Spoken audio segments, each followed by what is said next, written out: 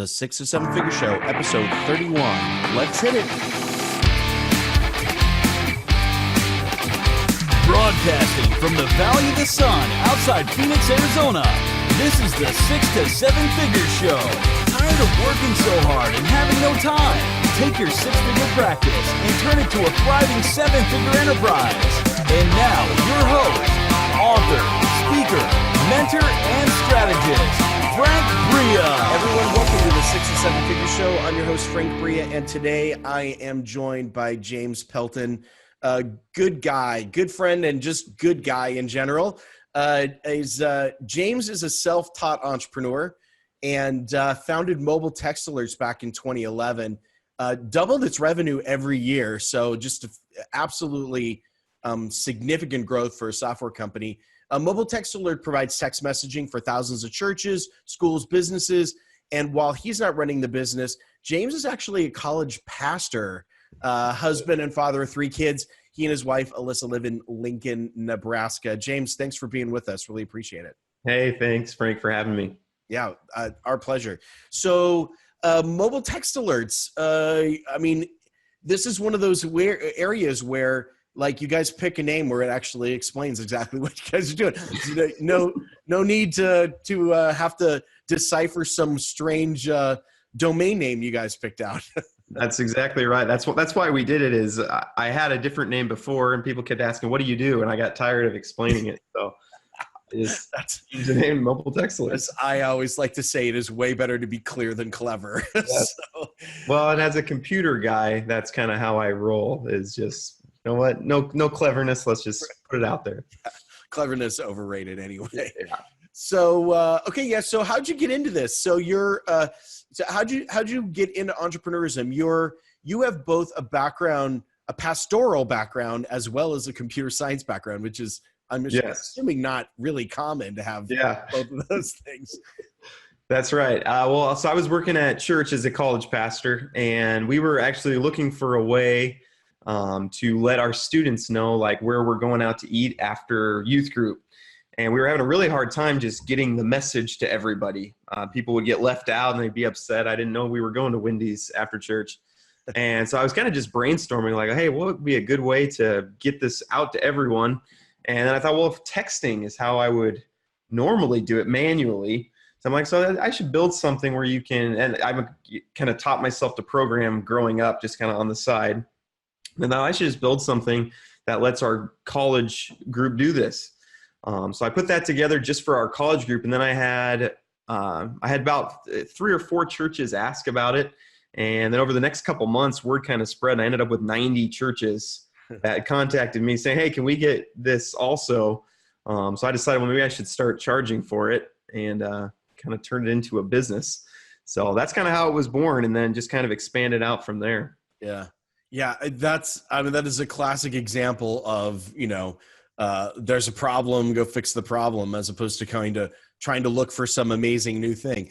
It's funny how a lot of times we miss these really obvious things. I mean, I think a lot of people might have sort of said, oh, well, that doesn't sound like a particularly interesting area of focus, just to get some churches. In fact, they might have even thought churches won't pay for something like that, but when you go to your website and you look at the number of different verticals and industries you're working with, it's not just churches anymore. You're right. Kind of everywhere now. Yeah, it really took off. And then I kind of just started seeing how texting could help in all these different industries. Yeah. And then it's kind of just become more normal. You go to Chipotle and it says, text this number to this word. So people know this idea of using texting for marketing. And so, yeah, it's really expanded from there. So are you finding that the businesses you're working with are that this is like a big jump in terms of effectiveness to leverage text versus sort of traditional email only, or even compared to like Facebook Messenger, some of these instant messaging? Is text that much better, you're finding? Oh yeah. Yeah, it definitely is. That's probably the number one reason people come to us is their email marketing has really started to wane. It's not working as well anymore. We have people come to us and they're saying, yeah, I have, 12% open rates on my emails. Right. They have big lists, but just nobody opening their emails. Right. And then we have a lot of people who come to us because they used to use Facebook. Facebook groups were a good way to get information out. But then just with the way Facebook has changed over the years, Sure. you post to a group and you don't see it anymore. Whereas texting is a 99% open rate. And 90% of that is within 5 minutes. Wow. So it's very, very powerful and very, very effective. And it hasn't really changed in the last, 15 years. Texts are just as effective now as they were 15 years ago. That's interesting. And I suspect there's also the thing with Facebook messaging is you've got this other organization with its own marketing, goals, I guess, that is going to interfere with yours. But in text messaging, none of these phone companies really care very much about the messages they're going across. Yeah. And Messenger is a good option compared to email. You see, maybe 70% open rates in Messenger. But like you said, you're still relying on Facebook to not change things. Right. I kind of predict that what happened to Facebook news feeds is going to happen to Facebook Messenger, where you see your Messenger full of businesses, and Facebook's going to say, no, we don't want that anymore. And they're going to, they've already made announcements about the broadcast API that they're going to change some of that stuff. So, yeah. So, and anyone who's dealt with Facebook knows that trying to keep up with Facebook's thought process on how things work is a full-time job in and of itself. Yeah. I think the one question that a lot of people would have is, does texting feel intrusive from a marketing perspective? In other words, are people willing to give their phone number out to marketers like they would their email? I mean, people for a long time still even were saying, I don't want to give my email out because I don't want all the spam in my inbox. But now it's going to be on their phone, which, we all know is a lot more sort of an intimate thing for us. We have this all the time. What are you finding in that area? Is that a thing that people are willing to do a lot more frequently now? Yeah, and it all comes down to you just have to offer value. You can't be, what's happened with emails, people just send out so many emails, even that aren't valuable, that you just delete them without even thinking about it.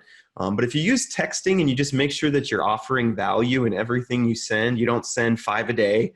And every time you send, it's something that that the people you're sending to want to see. We found people don't really care at all. In fact, they like it. If it's information they're wanting, they want to see that. Right. People miss things in their email inbox that they want to see is part of the problem. So it's just all about giving value as part of what you're sending, and not doing it willy-nilly. Don't send texts in the middle of the night. Some common sense things like that. But it's just all about offering value. People want value. Well, and I guess it's related to your original use case. I mean, fundamentally, from a marketing perspective, you want to create the exact same kind of an experience that your church group wanted, that no one wanted to be left out on going to dinner. Right. So if you have that same feel in the messages that are being sent out, it's got a very similar use case, and people would want to have it. Yeah, that's exactly right. And SMS marketing is almost, I don't really even like that term. Because if you use texting as just another marketing platform, well, people aren't going to want that. They're going to unsubscribe right away. But like you said, you use it, you're offering value, you're using it to, develop intimacy, omnipresence, then it's a really effective tool for that. Yeah. Well, and I think that's the meaning of the word alert, which is different, I think, than just random marketing messages. So. Yes, absolutely. So can you walk us through a couple of cases? So what are some of the use cases that a marketer might use text alerts for that today is not going very well for them, where you're finding where the effectiveness goes up a great deal when you add texting into it? Yeah. So the first example I'd look at is we have a lot of tattoo parlors is a good example. And the people who subscribe to their lists want a lot of tattoos, but they're always looking for deals. So they always want to know, hey, when is it going to be cheaper for me to get my next tattoo? Right. So we have a tattoo shop that he sends out, an alert to his list saying, hey, I'm giving, 10 20% off tattoos today. And he's found that every time he sends out a text, he makes $250. So it costs him maybe $15 to send the text, and he makes $250 every time he does it. Wow. So it kind of has just become a money-making machine for him. Right. So that's been really effective. And then our most recent use case that we're seeing really good results with is with webinars, where people are having trouble getting people to show up at their webinars. They're registering, getting a lot of registrants, but then they're getting 15% that actually end up showing up, or 20% that show up. And it's getting worse, I think. It is getting worse. As more webinars get out there, it gets worse and worse. But we found if you put in texting, you text people to remind them about the webinar. It goes to the forefront. You have a link in the text that they can just click and get right on the webinar. We've seen people's rates shoot from 20% to 60%, and just all they do differently is just send out these text notifications along with their webinar. So super good results there. Yeah, that's great. One of the things that I think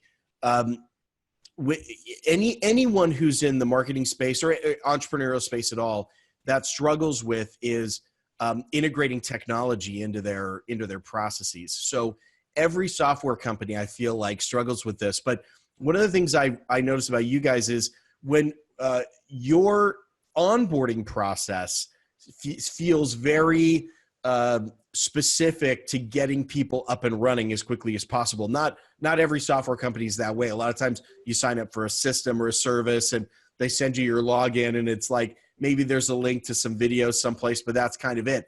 You guys have done some work to make an onboarding process sort of focused around customer success. Can you talk folks through what you guys do on onboarding when someone signs up for the service that helps them get up and running with what you guys offer? Yeah, absolutely. Well, first off, I want to just say that this was a painful learning experience coming up with the onboarding process we have. We ran into, when we first started, we had about 5% churn rate when we first started. And when you have 100 customers, 5% churn rate doesn't feel that bad. We're losing 5 customers a month, but it's easy to get those back. But then when we hit, 10,000 customers, now we're losing 500 customers a month. Right. Start going into panic mode a little bit about how do we get these people to stick around a little better. And it all does come down to just figuring out what when they sign up, what are they trying to accomplish? And then making sure that after they've used our product, they've accomplished what they set out to accomplish. Yeah. So the way we kind of discovered this was I sent out a survey to all new customers saying, hey, what are you trying to get out of this product? And we had, thousands of responses to that. And through that, you kind of figure out, what it is that people are looking for. Yeah. And in our particular case, a lot of it was they were looking to integrate texting with things that they already had in place. So like webinar is a perfect example. People already have a webinar. They want to integrate texting with their webinar. And if you don't make it easy for them, they're going to just churn out. They're not going to stick around. Yeah. So we have an advantage that I'm a programmer. So I was able to, I can do the integrations, the coding side of things, and make it real easy for the customers. So that's kind of our goal is how can we quickly get our texting integrated in with their existing processes.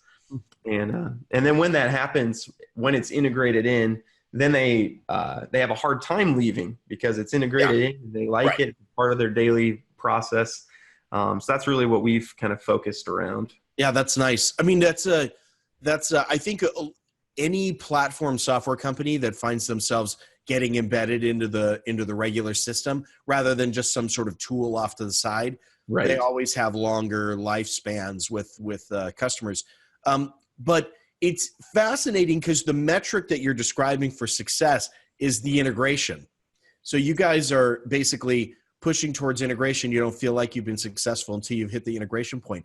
And I contrast that with a lot of software companies whose metrics are around users or even just even something less, I guess, organic as, just churn rates and things like that, where it's still really not focused in on the end goal, the outcome of actually being integrated, because that's the root cause of stickiness is is to have that integration point. So that's really Yeah.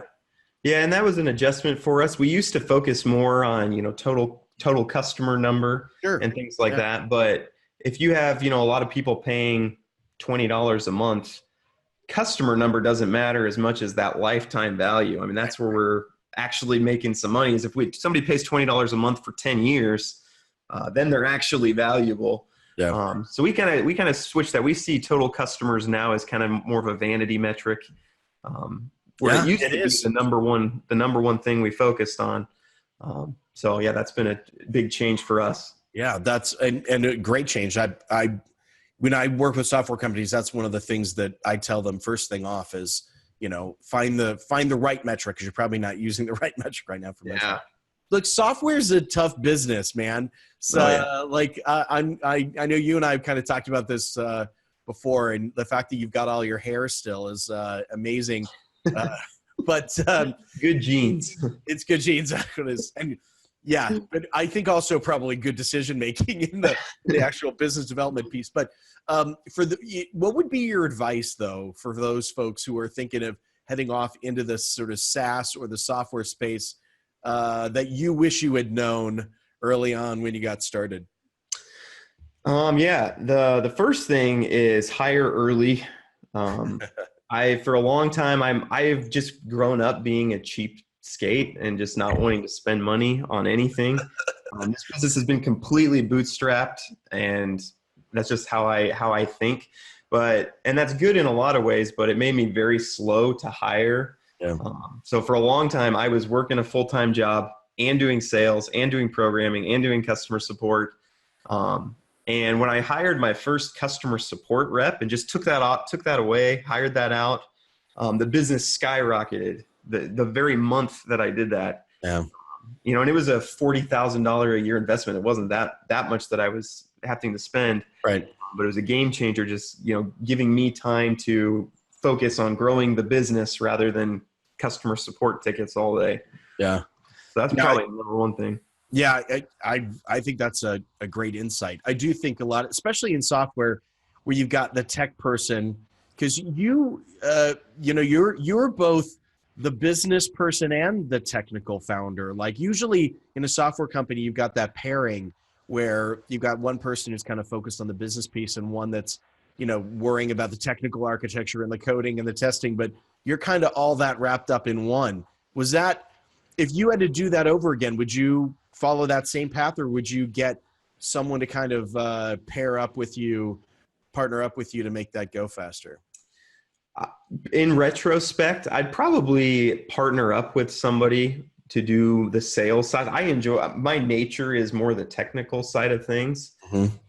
And if we had somebody who was more sales oriented, we would have grown faster, for sure. But I've enjoyed kind of the learning process that I've gone through, and you can always look back and say, "Oh, I should have done this or should have done that." Sure, of course, right. But I've really enjoyed the path that I took, and I am getting the technology off my plate now. That's the thing I'm working on offloading right now. But yeah, in retrospect, I probably would have partnered with a sales-oriented person. Interesting. Well, I do think it's an interesting insight for anyone to kind of look at where their I don't want to say weaknesses, but blind spots, or not the stuff that you really want to do or you feel like you enjoy doing, or maybe even should be doing. Maybe you're good at it, but you shouldn't be doing it. And getting someone in as quickly as makes financial sense, obviously, to go do that. But look, you can't argue with your guys' results. You guys are really successful. Whatever decision you've been making, whatever the journey in the path, you guys have gotten there. So that's great. Yeah. Real quick, last question is that I know that you're busy and we're kind of running out of time, but I wanted to ask, as people are looking forward into sort of marketing, communication, and building trust and credibility in an audience, obviously you guys have an affinity for texting and communicating that way. What are some of the things that you see in the future that are going to change in that dynamic? Do you think that people should kind of keep an eye out for? I think email is going to continue to be less and less reliable. We've seen the trend of email open rates go down every year since 2014. Yeah. And it's going to just keep going down and down. I think Messenger is going to Facebook does not want people using Messenger for business unless they pay. They want you to pay is what they want. Right. So that Messenger is going to not be as useful. And I think texting is going to be the go-to industry soon here. Texting is going to be the go-to that people are using. I see online people asking all the time, hey, what do you use for your SMS marketing? I think that's going to be big. And the challenge for me is going to be, well, how do you not make SMS turn into email or Facebook Messenger and not ruin it? So that's kind of one of my missions, is to keep texting, keep the spammers out of texting so that it remains a viable option going forward. I kind of see that as one of my missions in the SMS industry. That is a really interesting insight, and the dynamic. It's a really, sort of from a technology perspective, it's a really unusual dynamic. I mean, texting as a technology has been around longer probably than some of these other elements, and is either making a resurgence or staying very relevant for a long period of time. And normally in a technology cycle, you would sort of assume something would drop off. I do think that you've hit the nail on the head, though, about one of the reasons why that hasn't been the case. You know, most regulatory agencies have kept the spammers off of texting. Yeah. You're not allowed to do that. You can make robocalls, but texting is one of those things that is just sort of still a no-no. And there's discussion, at least in the United States, for those who are in the U.S. or listening to this, discussion at governmental levels at the FEC or FCC about whether or not to open up texting to businesses that don't have permission to send those text messages. And I think this is a big battle. I think it will change the direction of how text messaging goes. So the fact that you're seeing as a personal mission to kind of texting clean of that stuff, that's wise. And I hope it stays that way, because I'd love to have one channel that was sort of, I guess, clean of garbage, and that you don't just start to ignore, you know? Yeah. Yep. Totally. Totally agree with that. And we're seeing it happen in Europe. Text marketing is very difficult in Europe with GDPR and everything that they've put together. Right. And that's one reason that people come to mobile text alerts instead of just building their own SMS platform, is we've kind of navigated all the legislation. We've navigated, how to make this work in all the industries. Marijuana industry, it's becoming legal, and they're wanting to use SMS marketing, and right. There's all this legislation going on there. And that's kind of what we're here for, is to help weed through that. Hey, that's a good pun. Yeah, I was going to say. Nice job. Yeah. That was well articulated. Yes, thank you. No, it's right. It's true. So, I mean, fundamentally, this is an area where I do think people get nervous. In the compliance pieces you guys have studied, you guys have looked at it, and you've got essentially a platform that's compliant. Yes. Yep. And we've studied that extensively. We've had our lawyers go over that extensively. And yeah, we try to keep our customers as safe as possible. We don't let you do anything that could get you into trouble. Okay. We disallow it.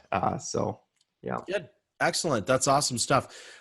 James, I'm sorry we don't have more time. Unfortunately, we're out of time, and I'd love to chat with you some more about this, but I know you're a busy guy and you got stuff to do. You got a company to run and a whole team that's buzzing around, building up more growth for you guys at Mobile Text Alerts. So thanks so much for taking the time. For those people who are listening and want to connect with you guys and are looking specifically at text alerting as a way of increasing their marketing, what's a good way for them to kind of get kickstarted? Yeah. Well, first you can go to just our main website, which is mobile-text-alerts.com. Me and Frank were joking about I'm not very clever with my names. I just said Mobile Text Alerts. That's what it is. That's it, right? But we're really excited. We just launched a new product for webinar called Webinar Alerts. And basically the goal behind that is to increase show-up rates at webinars. We talked with a lot of webinar people who were getting a lot of people to register, but not a lot of people to show up at their webinars. So we built a pretty unique product that is just, you include one JavaScript line on your webinar page, and it hooks in a whole text notification system to your webinar registrants. And we've seen show up rates go from 20% to 60 or 70%. And all they do is include that one line of code, and you're set up to go. So if you're interested in that, you can go to webinaralerts.com, and we have a special deal for this podcast, $100 off our kind of starter package there. So that's at webinaralerts.com/6 to 7 figures. But yeah, Awesome. I'd love for people to connect. Yeah, that's really generous of you. Thanks. And links below this video if you're watching this on video. If you're on the show notes page and listening to audio, links here as well. If you're just listening to this audio out and about, come on over to the show notes page and we'll have that link for you as well. That's thanks, James. That's really generous offer for the audience. I appreciate that. Yeah, happy to help. And thank you so much for being here, James. It's been great chatting with you. You really are building up an amazing company. And in the tech space, especially where there's marketing involved, there aren't a lot of good examples of tech companies that are sort of owning the customer experience the ways you guys are. So I really think it's like an example to a lot of other software companies. So good job. Awesome. Thank you so much, Frank. Hey, my pleasure. And thank you for being here on the 6 to 7 Figure Show. I've been your host, Frank Bria, and thanks so much for spending time with us. We know you got a lot of things you could be doing with your time, and if you're spending time with us, we're honored that you've invested with us to help you make some progress in your business and grow your service company. I really do recommend, if you've got an opportunity to find ways to connect through text alerting in your webinar. I mean, think about a show up rate increase from 20 to 60. That's 3 times more people suddenly that you're talking to than you were otherwise on your webinar. So I highly recommend you check that out. So thanks for being with us, and we'll catch you on your next episode. All right, take care. Bye-bye.